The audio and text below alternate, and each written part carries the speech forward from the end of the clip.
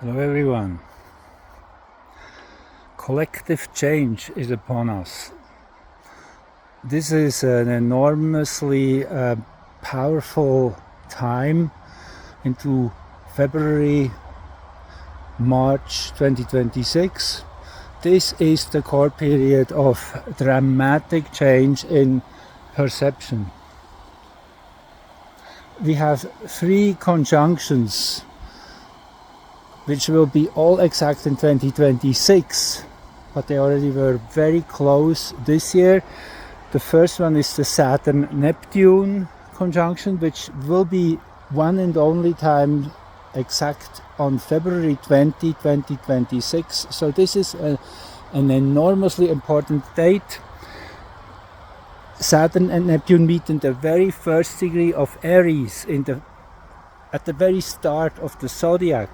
I have scanned through history, through ephemeris tables, and for the past 2000 years and the coming several thousand years, there will be no such conjunction in the very early degrees of Aries. So this is a real new beginning on Neptune and Saturn. That is literally dreaming a new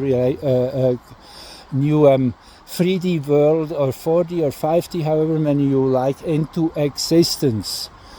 It's the Neptune which is the dreamer, and Saturn gives it form.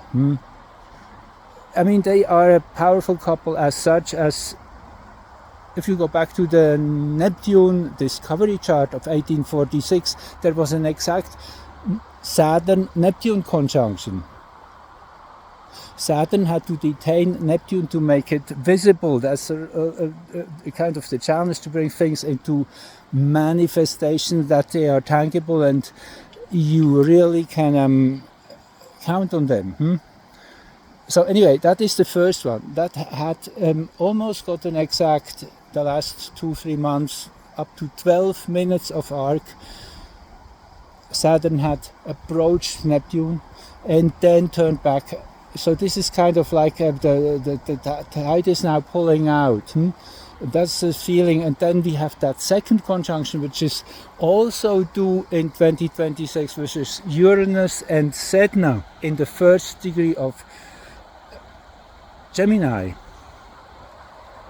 or the second, but really in the very beginning of Gemini, their one and only conjunction. Uranus, the light bringer, and Sedna is that vault of cosmic information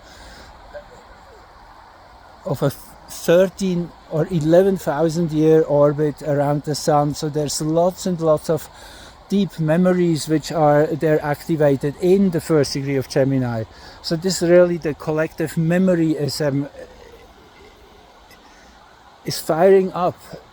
It is a natural event. It's kind of, it gets sparked to life, and that's that sextile between the first degree of Aries, the initiating degree, which in the Sabian symbol, paraphrasing, is the nymph, the water nymph coming out, the mermaid coming on land.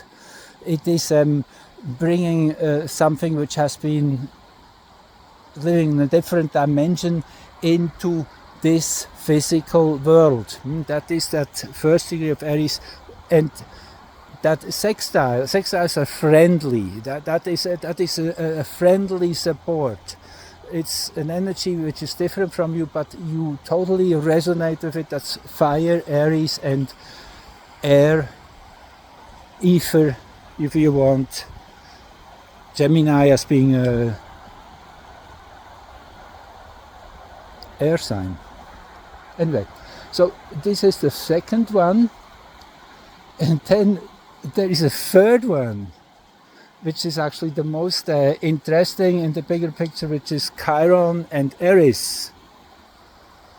Chiron, the wounded healer, naturally the one which kind of is responsible for having everything brought back into our face. This is the healing process.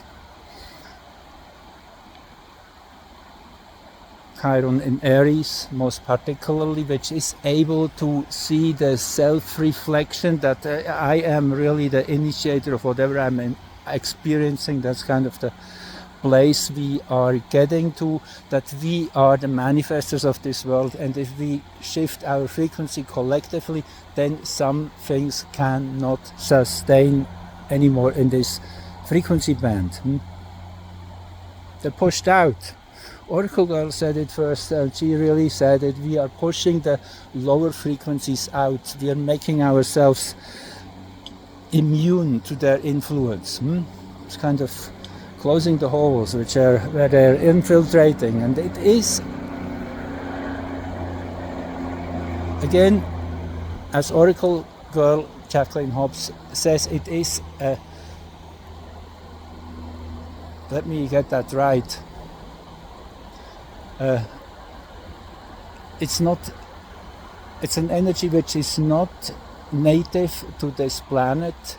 It's interdimensional. That's the word she uses, and I really like that. It shows that it is an awareness, a consciousness which can hop between different frequencies. So anyway, but the thing is that energy does not have a physical body, so they are kind of like a parasite, which is just attacking or whatever. It's a natural process again in the bigger picture. It's yeah, I mean, in the end, all is divine. It's just a play. I guess that's the ultimate place where we get the relaxation, the let go, that you come to the place where you really have understood that it doesn't matter what happens next, it will be the right thing. That's kind of where we're going. So that Chiron, get this, is meeting up with Eris. Eris, that is the goddess of discord. Yes. And usually there's a really wonderful motive behind that it's kind of, you have to bring a conflict, a simmering conflict, into the open to get it resolved. That's really where she's coming from. She caused the Trojan Wars by throwing in the golden apple of discord. So this is an energy which actually challenged Pluto out of its planetary role. It was very good to see that this was her first kind of blow it gave to our reality. All of a sudden, yeah, well, what can you do? You lose your credibility, whatever. No, it was an adjustment. It was really also an adjustment, as Pluto, even though it was the first planet of that category to be discovered in 1930, that was, so it holds an archetypal role naturally, and it is very special in another way too, that it is actually a dual planet. Chiron, or Chiron, however you pronounce it, is its moon, and it is almost half its own size. So and they're locked into each other. They're really showing that polarization of okay, I want to look at myself kind of thing. And anyway, Pluto is a special character, very unique and archetypal, and plays a very special role, but he is kind of the head guy, if you want, of then that whole group of trans-Neptunian objects further out than the last large planet, which is Neptune, around whatever 30 to 50,000 kilometers in diameter, about 4 times the size of Earth. And then the next comes Pluto, which is a third of our moon's size, basically. That gives you the relation. Anyway, so it is Sedna, we get back to that, but let's just finish with, we have in late Aries, in the 26th or 27th degree of Aries, so this is a very ripe phase of self-recognition. That's where Eris is right now, and Chiron is pulling up to it somewhere, also I guess it is in March 2026. So there's these three big conjunctions, and they are initiating a new reality, really giving it birth. It will be a most amazing, wonderful process, which also will be painful on many levels, in many ways, for everybody in some way or other, I would even say. So anyway, I'm out here really enjoying myself here in the Jasper National Park in Canada, as I'm just traveling through here, going to do what I usually do in the season, visit my clients, as I do. Anyway, so I'm here and I'm really enjoying this landscape, and I thought I just want to share that with you right now. And well, thank you for joining and listening, and talk to you soon. Bye bye.